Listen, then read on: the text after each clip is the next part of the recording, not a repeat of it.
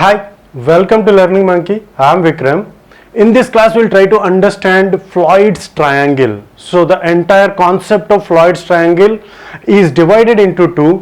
One is Floyd's triangle pattern and other one is Floyd's triangle true concept. So, what does that mean is the concept of Floyd triangle, this is what we call it as Floyd's triangle. So, what is a Floyd's triangle is it is a right angle triangle of natural numbers. So the first row is going to have 1 and next 2, 3, 4, 5, 6, 7, 8, 9, 10, 11, 12, 13, 14, 15.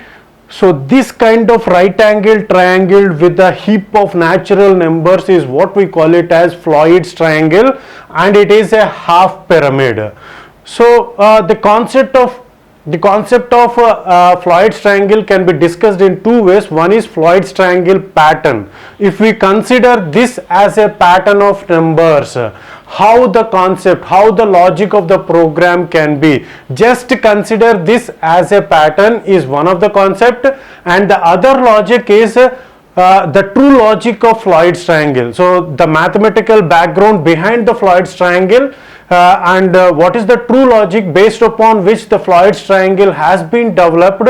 Based upon that mathematical logic, we will try to understand our second concept of Floyd's triangle. Now let's consider the Floyd's triangle just as a pattern. It is simple as a pattern. Okay, so consider this Floyd's triangle as a simple just as a pattern. If you consider this as a pattern, we know how to construct the half pyramid. How do we know? So the concepts of half pyramid, inverted half pyramid and hollow half pyramid has been already discussed in our previous videos. If you haven't watched those videos, please watch those videos, because those videos will help you understand how to construct, how to design, how to construct the half pyramid. The logic has been clearly explained in our previous videos, and every video in our channel is going to be part of entire course or a playlist. Our suggestion is to follow the entire course so that you can have better understanding of the concepts, and the link for the playlist is provided in the description below. Now coming to this class, we will try to understand, we will consider this Floyd's triangle just as a pattern. If you consider this just as a pattern, the program is like this. So as we all know, so the only difference between the half pyramid that we have seen in our previous videos, the variable declarations. In the variable declarations, we have taken rows I and j in our previous discussion. The extra variable that has been added here is count is equal to 1. So count is equal to 1. So why we have taken this count is because the triangle is formed upon the basis of natural numbers. We are going to start from 1, and for every iteration we are going to increment the value of count. Whenever we would like to print the values, we are going to print the value of count. So it's very simple, and we know how to generate the half pyramid. The half pyramid is generated by these two for loops. As we have already discussed about these two for loops, this for loop is used to count the number of rows, and this for loop is to fill the values within the columns. So these concepts were already discussed, so we are not going to touch deeper into these concepts again. So the concepts, please watch that previous videos and come back here. Now what we are going to do, every time we come into this for loop is going to print the value of count. Let's see what happens here.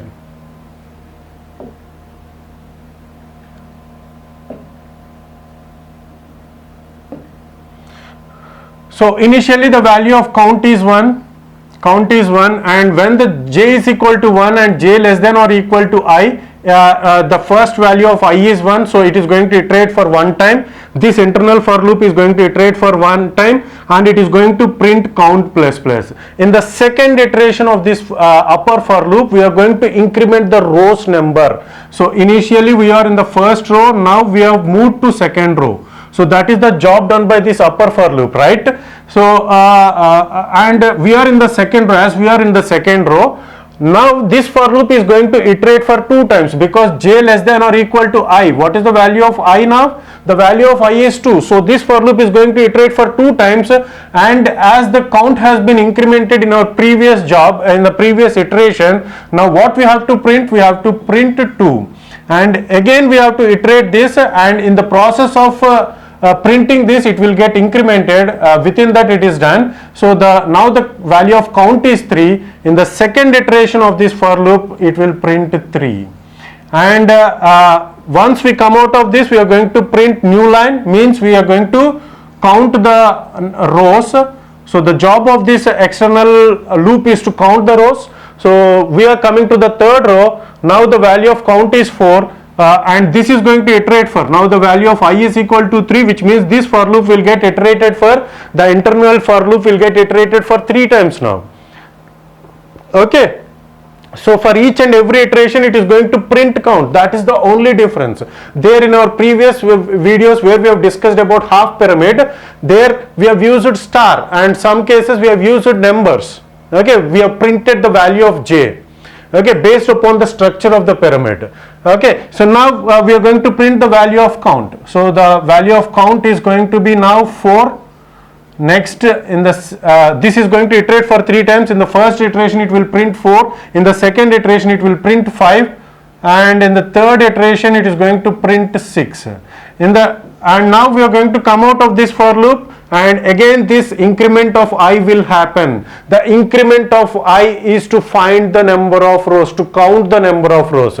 Now the row count is 4. In the fourth row, what are the numbers to be printed? It is 7, 8, 9, 10, because this internal for loop will iterate for 4 times. Every time it is going to increment and print the value of the count. So in this way, if we consider the Floyd's triangle as a pattern, this is the program. But if you consider the Floyd's triangle as the true concept of Floyd's, which means based upon the mathematical foundation, if you try to construct the Floyd's triangle, so then what is that, how to write the program. So before that we have to understand what is the program for, what is the mathematical concept for Floyd's triangle. In exam, if you are asked to print just the pattern, this is the code, and if you are asked to print the Floyd's triangle, then the concept of Floyd's triangle, the mathematical rules for the Floyd's triangle has to be used. So let's check the second program. Okay, so now this is the program for Floyd's triangle based upon the mathematical concept of Floyd's triangle. Okay, so now see here, now consider this Floyd's triangle. What is a Floyd's triangle? Floyd's triangle is a right angle triangle array of natural numbers. So it is a right angled triangle array, right angled triangular array of natural numbers. So these are natural numbers. This is a right angled triangle array of natural numbers. In Floyd's triangle, the number along the right edge are triangle numbers. So this point is very, very important. How the Floyd's triangle will get generated is, it is based upon the concept of triangle number. Which number is called as triangle number is the number along the right edge. Along the right edge, the number which is along the right edge, that number is what we call it as Floyd's triangle. So the right edge number, this is Floyd's triangle number. So I am writing it as a triangle number. This number is what we call it as triangle number. So the numbers which are on the right edge of the triangle, that number is what we call it as a triangle number. That number help us in shifting from one row to another row. That number will help us in shifting from one row to another row. See here, this is triangle number. This is triangle number. This is triangle number. So what is the use of this triangle number? We will try to understand. So before that, the concept of Floyd's triangle is based upon the mathematical equation x into x plus 1 by 2. Okay, so what is this mathematical formula and how it can be used? For example, if the end user has given the number of rows to be there in the Floyd's triangle, for example, if the number of rows, so example, consider that number of rows. Number of rows, for example, if the user has given that he wants to print a Floyd's triangle with the number of rows is equal to 5. Okay, so this is the number which is given by the end user. Now what we have to do, how the Floyd's triangle is generated is, it is generated by using this formula. So what this formula is, with this formula we can get the maximum number to be there in the Floyd's triangle if the number of rows are to be 5. So for example, if we consider our previous example, see here. Okay, so this is here. So in this example, in this Floyd's triangle, how many rows are there? 1, 2, 3, 4, 5 rows are there. What is the maximum number in this entire Floyd's triangle? The maximum number in this entire Floyd's triangle is 15. So in order to get the maximum number in this entire Floyd's triangle that we are going to generate, so the maximum number that should be there in the Floyd's triangle can be, we can obtain it by this equation. It is x into x plus 1 by 2. So x in this formula, at this point of time, the value of x is number of rows. What are the number of rows that are given by the end user? The number of rows that are given by the end user is 5. So what is the maximum number? It is 5 into 6 by 2. 5 into 6 by 2 is equal to 15. So we have obtained the maximum number. With this, what is the knowledge that we are going to get? We can use only one for loop, and that one for loop is going to iterate for these many number of times. So let's not go deeper into the concepts of programming. We will try to understand along with the program. So what we have understood with this formula is, if the number of rows are given by the end user, if we know that these many number of rows should be there in the Floyd's triangle, we can get the maximum number that is obtained by constructing that Floyd's triangle. And the next concept is how we are going to shift from one row to another row. So how we are going to shift from one row to another row. For example, if the Floyd's triangle is like this, 2, 3, 6, 7, 8, 9, 10. If this is the Floyd's triangle that we would like to construct, how we are going to shift from one row to another row? Which number is going to decide that here is the point we have to shift? Which number is going to decide is, it is decided by triangle number. So we have discussed already, it is decided by triangle number. How can we obtain the triangle number? If we know in which row we are. If we know in which row we are. For example, if we are trying to construct this row, in the middle of the program, if we are constructing this row, and what is the number for this row? It is third row. This is second row, and this is first row, fourth row, and fifth row. If you know the row in which we are, we can break that row. How can we break that? Is again by using this formula. So again by using this formula, it is based upon the triangle number. If we know the row number, what is the triangle number for this? If we know the row number, use this row number in the place of x. The row number is 3. With this formula we are going to again get the triangle number.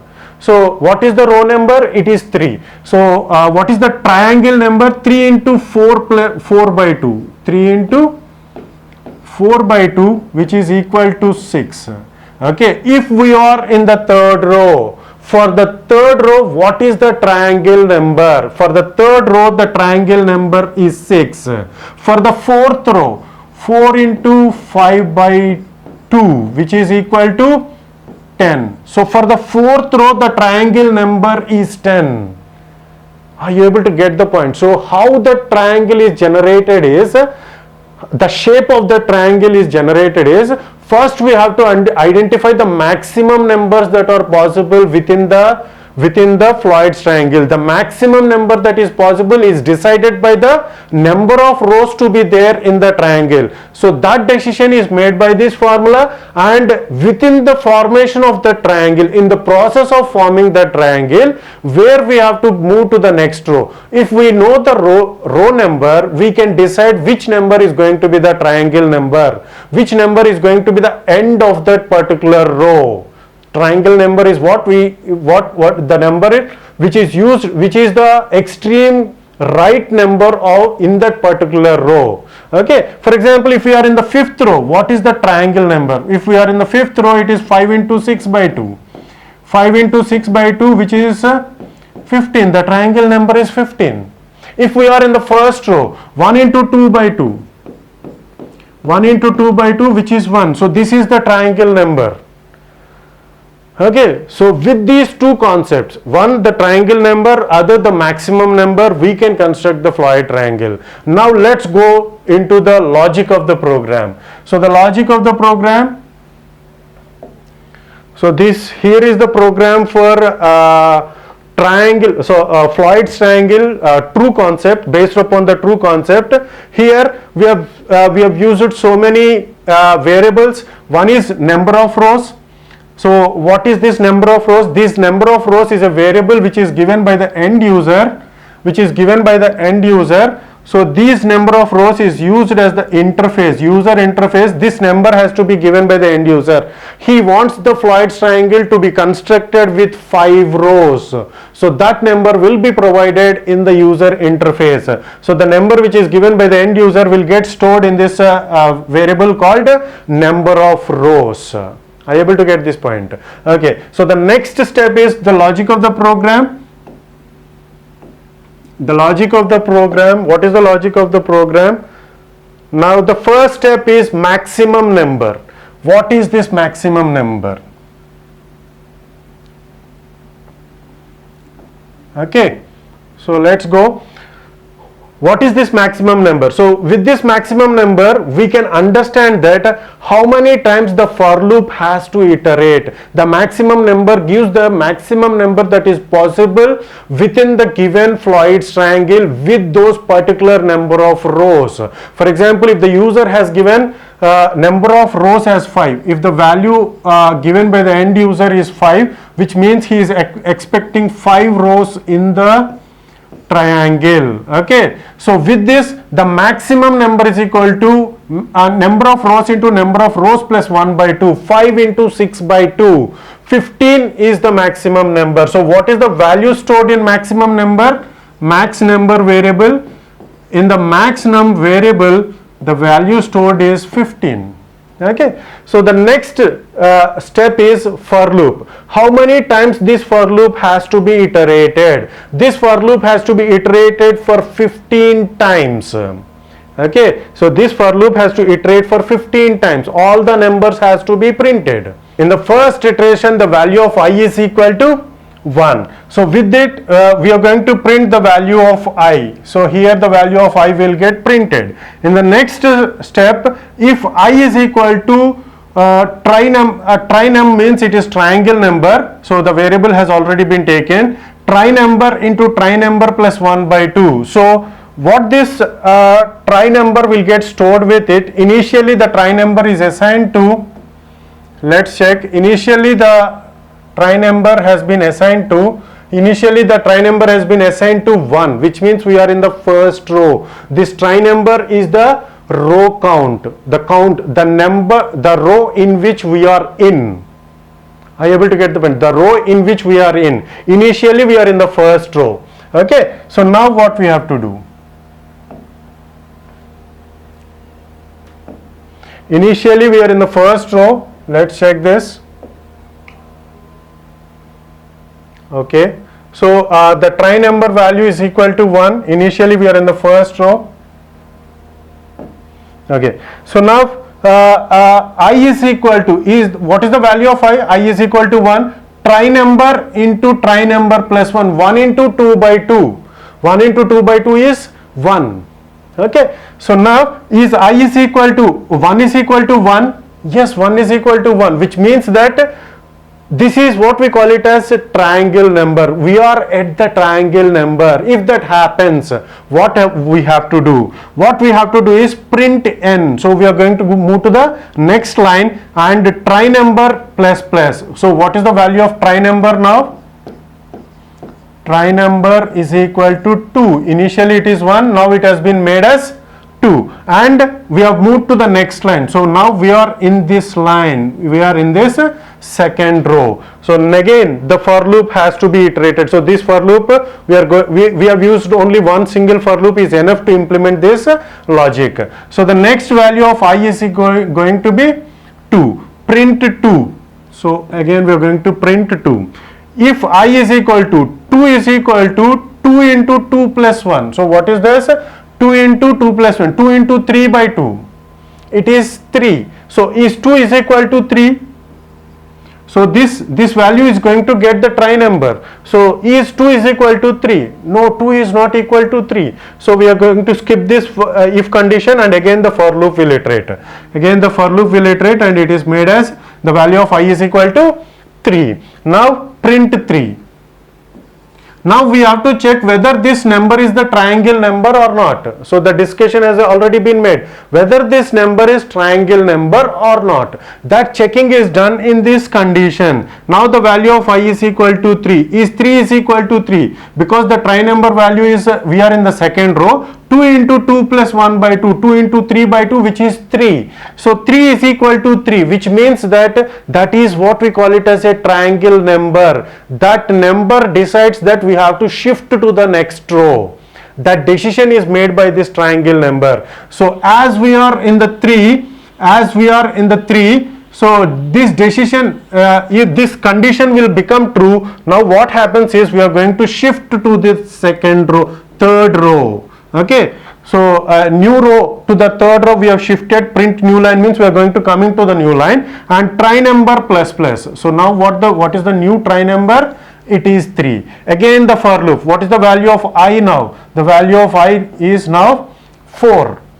Okay, so is it I less than or equal to maximum number? Yes, the maximum number is 15. So it has to iterate for 15 times. Okay, so now print percentage d I. So here it is going to be 4. Okay, as the value of I is equal to 4, I will get printed. So now 4 is equal to try number into try number plus 1. 4 into 5 by 2, which is 5 to 10. So the new try number for this row is, for this third row is 10. So until 10 we have to iterate. So it is try number is equal to 3 into 4 by 2. It is 3 to 6. The new try number is 6. Until 6 we are going to, this condition is going to be false. So for 4 it is false, for 5 it is false, and for 6 this will become true. So for 6 the value of I is equal to 6. These two will become true. So we are going to go to the new line. So now we are in this fourth line. Okay, so the try number will become from 3 to 4. With the 4 as the try number, what is the new try number that we are going to get? It is 4 into 5 by 2. It is 10. So the next try number is going to be 10. So until then we are going to iterate, and all those numbers will get printed as and when we get the value of I is equal to 10.